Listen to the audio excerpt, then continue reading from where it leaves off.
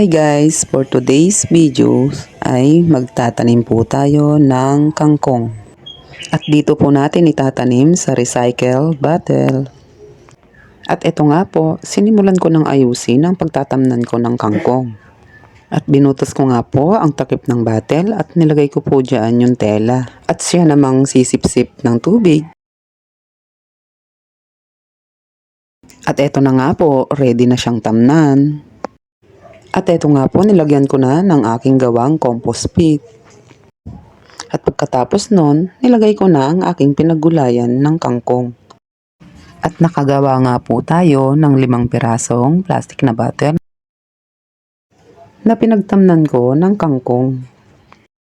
At ayan, tapos ko na po siyang maitanim. Nilagyan ko po ito ng tubig sa ilalim ng bottle dahil ang kangkong nga po ay mas tumutubo sa tubig. Ayan, okay na. Hintayin na lang po natin itong tumubo. At after 1 week nga po, eto na po siya. Ayan, kahit papano, meron naman po tayong napatubong kangkong na pwede na nating gulayin. Thank you for watching. Bye!